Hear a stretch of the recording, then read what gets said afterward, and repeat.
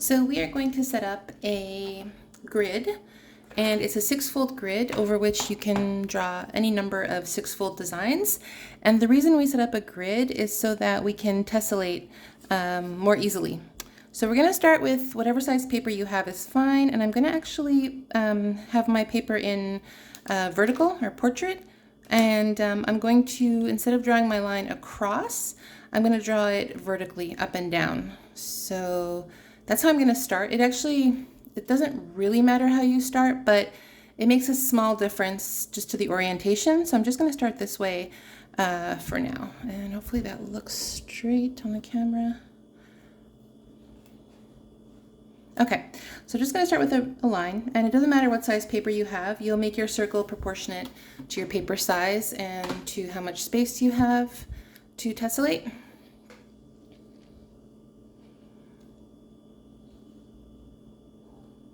And then I'm on a regular like a 9 by 12 paper, so I'm going to draw relatively small circles so that you can see what the pattern looks like. But again, it just really depends on how many of the pattern you want at the end. So you may have to plan that a little bit. It just really depends.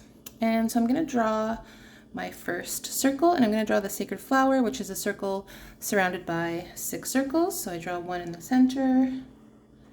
And then where my line and my circle intersect, I will draw one circle at each of those spots. So place the point of the compass where that intersection is, and then draw the circle above and below. Oh.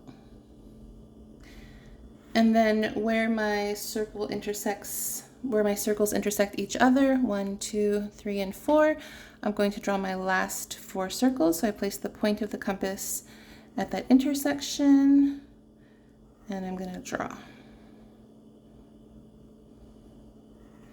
my circle. Okay, and you'll see the sacred flower, also called the creation diagram, appear.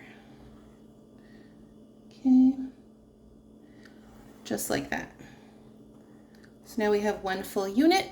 You're probably very familiar with this, and it is the sacred flower. So now what this intersection above is, it's going to be the center point for the next sacred flower. So I'm just going to go above, and I'm going to do the exact same thing above. So I'm going to place the point of my compass where that intersection is. So I'm not measuring anything. I'm really going based on intersections. And then I'm going to draw my circle. Okay, and I want another full unit here. So sorry, this is not the center. This is the center. So I'm actually going to draw another one. But it's always based on intersection, so if ever you get confused, just look where your intersection is.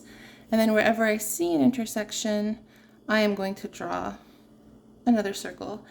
And sometimes your compass radius will become a little bit warped, especially if you're pushing on it a little bit. So if ever that happens, just remeasure your compass based on your first radius or your first circle, and hopefully that will correct things. But it's normal to get a little bit warped because we're not computers. And there we go. So now I have one full unit here, and I have, one full unit here and one full unit here. So a sacred flower there, a sacred flower there, and now I'm going to go below. And if ever you run out of space on your paper, just keep going until wherever the paper runs out of space. That's completely fine. So here, like here, I don't think I'll be able to finish the full circle, but let's see. Maybe I can, but it's a little bit tight. Just like that. And then again, there's 4 intersections. I'm just going to draw my circles. Or you're just basically drawing circles wherever you have intersections, and we're setting up a grid. And you could actually you could even do it sort of without even thinking about units. You can just keep drawing circles wherever you have an intersection, and it will work out because that's the nature of the grid. And then here, I'm just going to extend my line a little bit to get that intersection exact as possible. So just like that. Okay, and then here I'm going to run out of space, but that's fine. I'll just draw what I can from the circle. Okay.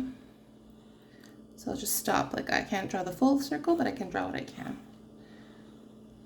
So now I've drawn above and below. I've got quite a bit of a grid. I could continue going above. I still have a little bit of space here to continue, but I'll go side to side. So now, anywhere where you have an intersection, you can just start drawing circles. Again, try to keep them as consistent as possible. You may need to remeasure. You can always do like a check before you commit to a circle to see where it will go. And you'll see pretty quickly if you start warping, it'll be pretty obvious because things are not going to match up. Like that one. Let's see here. Okay.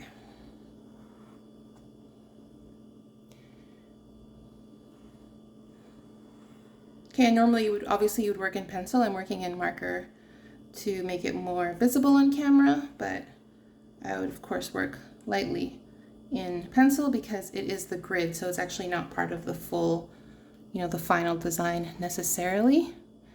And as I said, you just keep going. You just complete those sacred flowers as much as you can, wherever they appear. You can fill up the whole page with this, okay? So now let's say I'm ready to start drawing my triangles on my grid. So now I want to sort of map out my grid. So it's going to be like a honeycomb pattern. And I'm going to switch colors. I'm going to go to green. And essentially I'm just going to connect the point. So I'll start with the center. It actually doesn't really matter where you start unless you're going for something specific. You're just basically going to draw hexagons. You're going to connect the point to the point, to the point, to the point, to the point, or the tip of the petal, the tip, the tip, the tip, the tip. There's 6. So as you go around, you'll see you're drawing a hexagon. And you just go around, just like this. And you're drawing a hexagon, and they're going to be connected to each other just like a honeycomb is connected. So I've got this one here, this hexagon now. And now the next one above is going to be here. So on one row, they're beside each other, side to side. And if you go up, above, or below, it's always offset by 1. So now let's go above. So I'll show you how that works. So again, I'm just going to draw connecting my 6 points.